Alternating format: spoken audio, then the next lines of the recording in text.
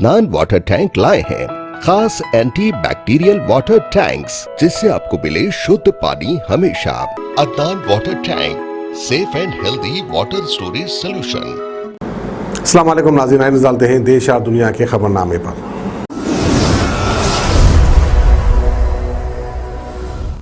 सच news के खबरनामे में आप सबका इस्तकबाल है। आज की सबसे बड़ी खबर आ रही है ऑक्सीजन शॉर्टेज को लेकर। दिल्ली में एक और अस्पताल हाई कोर्ट पहुंच गया। नोएडा के 2 अस्पतालों में भी महामारी दिखाई दे रही है। जी हां, एक और अस्पताल ने हाई कोर्ट का रुख किया है और ऑक्सीजन की सप्लाई सुचारू रूप से चालू करवाने के लिए अपील भी की है। देश की राजधानी दिल्ली इस वक्त कोरोना की महामारी से काफी बुरे दौर से गुजर रही। दिल्ली में हर दिन हजारों की तादाद में लोगों को ऑक्सीजन सिलेंडर्स की जरूरत है और 200 से लेकर 250 लोगों की मौतें बिल्कुल आम हो चुकी हैं। इस बीच अस्पतालों में बेड्स की कमी के साथ साथ ऑक्सीजन भी किल्लत है। दिल्ली में ऑक्सीजन को लेकर काफी परेशानियों का सामना करना पड़ रहा है आम आदमियों को। ऐसे में कुछ अस्पतालों ने हाई कोर्ट का दरवाजा खटखटाना शुरू कर दिया ताकि फौरन मदद मिले। दिल्ली के सरूज सुपर स्पेशलिस्ट अस्पताल का कहना है कि उससे अस्पताल में 172 में से 64 मरीजों को ऑक्सीजन की सख्त जरूरत है। गुरुवार 10 बजे से उनके पास 1 घंटे का ऑक्सीजन था, बाद में उन्होंने बैकअप इस्तेमाल किया है। ऐसे में बीते दिनों में मैक्स अस्पताल ने भी हाई कोर्ट का रुख किया था और ऑक्सीजन की कमी की वजह से दिल्ली वासियों को काफी मसलों का सामना करना पड़ रहा है।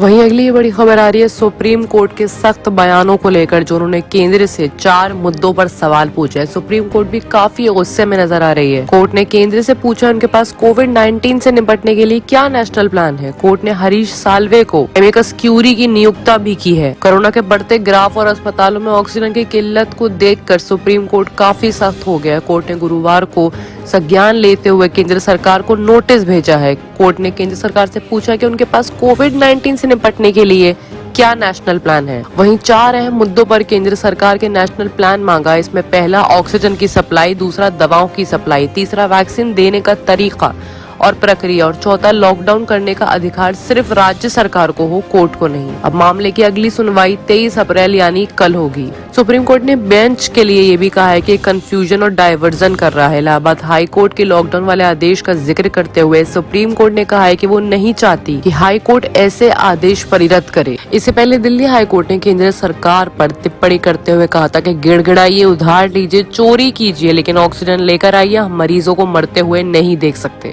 दिल्ली हाई कोर्ट ने केंद्र सरकार को निर्देश दिया है कि कोविड-19 की गंभीर रोगियों का इलाज कर रहे दिल्ली के अस्पतालों को किसी भी तरीके से ऑक्सीजन में प्रॉब्लम नहीं आनी चाहिए। हैरानी जताते हुए अदालत ने यह भी कहा है कि गंभीरता को क्यों नहीं समझा जा रहा है। अदालत ने नासिक में ऑक्सीजन से हुई मौतों का जिक्र भी किया है।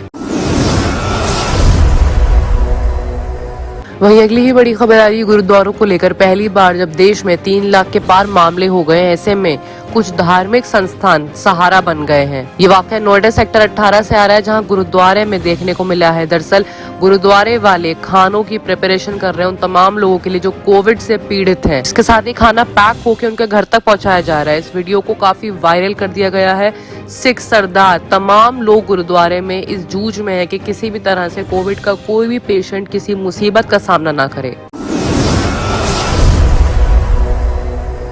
वहीं अगली ही बड़ी खबर आ रही है महाराष्ट्र से, जहां पर बहुत सख्ती के लॉकडाउन रूल्स बना दिए गए हैं। 14 अप्रैल से लॉकडाउन जैसे लगाने का असर दिख तो नहीं रहा, लेकिन केस भी कम नहीं हो रहे हैं। इसी के साथ साथ उद्धव ठाकरे ने काफी ज्यादा सख्तियां बढ़ा दी हैं। कल रात 8 बजे से 1 मई सुबह 7 बजे तक लागू रहेगा ये कर्फ्यू, जिसके मुताबिक शादी में सिर्फ 25 लोग शामिल हो सकते हैं। इस नियम को तोड़ने वाले को 50,000 रुपए का जुर्माना देना होगा। सरकारी ऑफिस में सिर्फ 15% कर्मचारी ही रह सकते हैं। भी जो यहाँ वहाँ यूं ही बाहर निकलेगा और उसके पास कोई वजह नहीं होगी, उसे 10,000 का जुर्माना भी पड़ना पड़ेगा। वहीं अगला ही बड़ा बयान आ रहा है प्रियंका गांधी की तरफ से। प्रियंका ने दावा किया है कि शासन के स्तर पर सबसे बड़ी फेलियर ये है कि इनके पास कोई योजना नहीं है, कोई तैयारी नहीं है, कोई दूरदर्शिता नहीं है। उन्होंने कहा है कि दुनिया के कई देशों ने इस महामारी की दूसरी लहर का सामना किया और हमने उनसे क्या सीखा। हमने पहली लहर और दूसरी लहर के बीच समय का कैसे इस्तेमाल किया। ये निशाना प्रियंका गांधी ने योगी सरकार पर ताना है। पूरी तरह से इल्जाम लगाते हुए प्रियंका गांधी ने कहा है कि योगी सरकार लोगों की रक्षा करने और सहयोग देने की भूमिका तो पहले ही छोड़ चुकी है, अब वो आक्रांता की भूमिका में आ गई है। उन्होंने ये टिप्पणी उस वक्त की जब उत्तर प्रदेश में बुधवार को कोरोना वायरस संक्रमण के रिकॉर्ड 23,214 मामले सामने आए हैं, जिसमें से 180 लोगों की मौत भी हो गई है।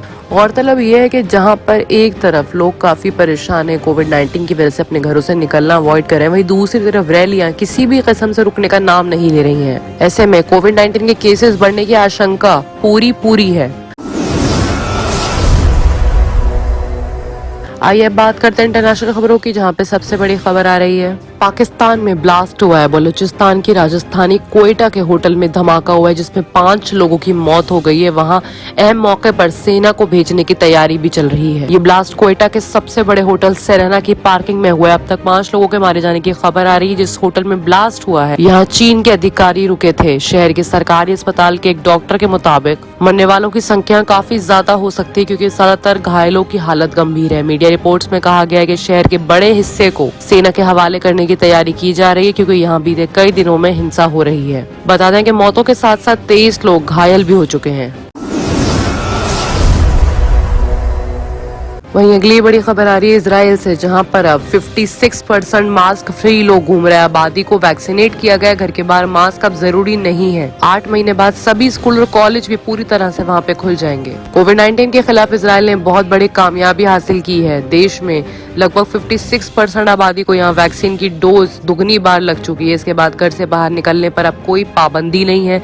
देश के सभी स्कूल और कॉलेज अब कुछ महीनों में खोल दिए जाएंगे। कोविड-19 के खिलाफ कुछ नए नियम भी वहां पे बनाए गए हैं, लेकिन इजराइल पहला ऐसा मुल्क है जहां पे कोविड-19 का अब डर नहीं है। वहीं फिर अगली बड़ी खबर आ रही है इंडोनेशिया से, जहां पर 53 लोगों के साथ सबमरीन गायब हो गई। तलाश अभी भी जारी है। मीडिया की रिपोर्ट में कहा गया है कि नौसेना का मानना है कि पनडुब्बी समुद्र तल में 700 मीटर की गहराई में ये डूब गई है। अभी इस बात की कोई जानकारी नहीं आई है, लेकिन फिलहाल वो सबमरीन गायब है।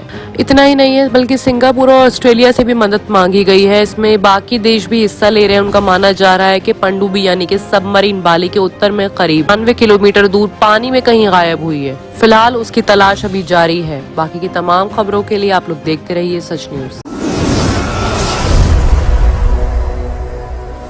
अदनान वाटर टैंक लाए हैं खास anti bacterial water tanks.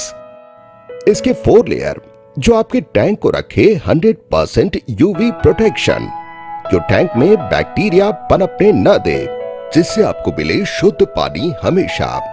Adnan water tank पानी को रखता है सेफ और हेल्दी हर मौसम में।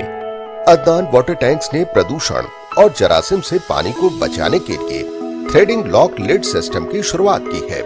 Adnan heavy duty water tank को इसके गुणवत्ता, मजबूती, टिकाऊ और खूबसूरती के लिए भारत भर में पसंद किया गया है। अदनान वाटर टैंक अपने ग्राहकों को 100% संतुष्टि प्रदान कर रहा है और ये हमें बताता है कि ये भारत के कई हिस्सों से जुड़ा हुआ है।